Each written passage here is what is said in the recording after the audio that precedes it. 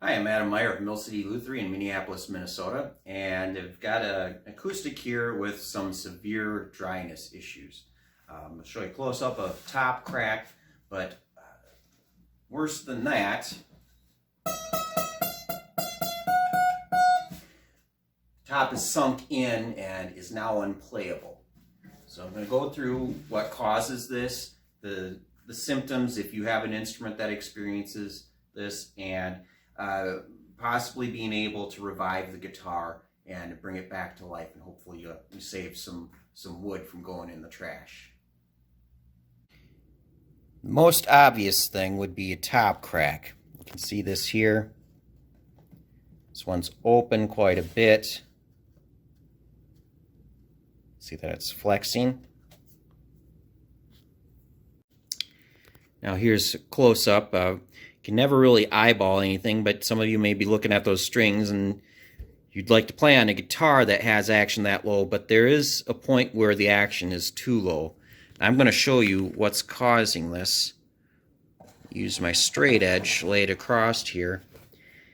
You can see the top has sunk in. So the bridge and the saddle has gone down, which causes the strings to be too low. And they end up fretting out. You'll play a fret here, but the string's hitting the fret there. So what we need to do when we try to revive this is hopefully we can get this top to flatten itself out, as well as get this crack to close up some. So it's showing you the crack. You can't glue it together and have it last like that. We need to actually get the wood to come together some. So I'm going to show you what I do to try and make that happen. All right, a disclaimer.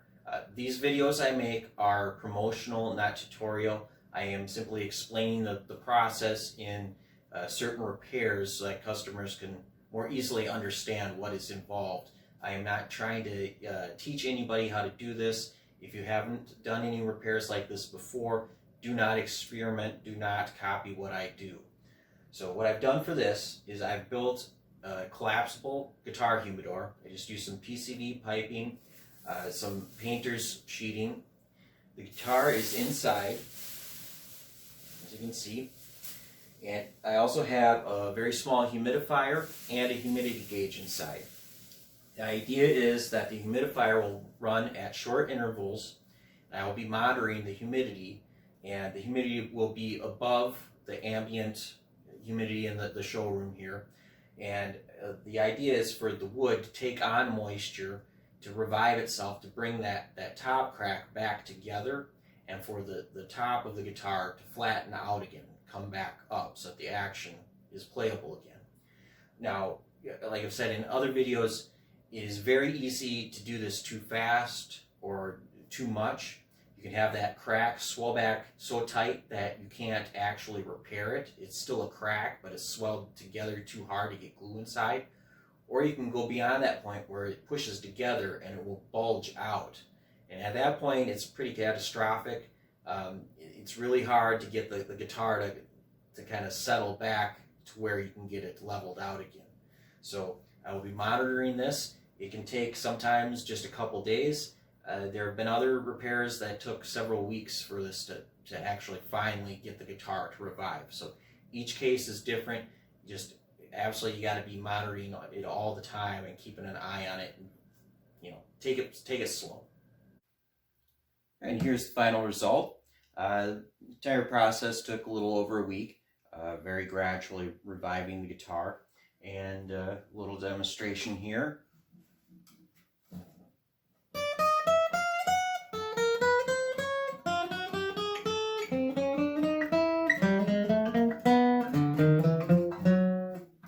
So not only was I able to get the crack to close up so it could be repaired correctly, but also the top revived and came back up enough that we no longer have the fret issues in the higher register. And I was actually able to do a setup and lower the action with the saddle a little bit to get things just right on this.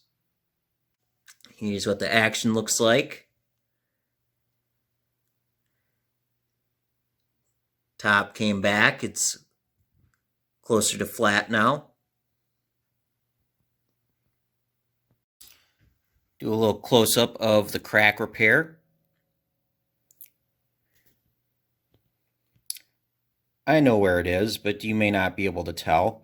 The idea with this is to get the wood to swell back to its normal size. When it's dry, it will shrink and it pulls apart at usually at the seam. It can other places as well. So get it to close up, but you don't want to overdo it. That's why I give the warning not to attempt this by yourself. You can end up swelling the wood back so tight that you can't actually get any glue into the crack, and then you're still stuck with a guitar that has a crack in it that will come back over time the next time it dries out.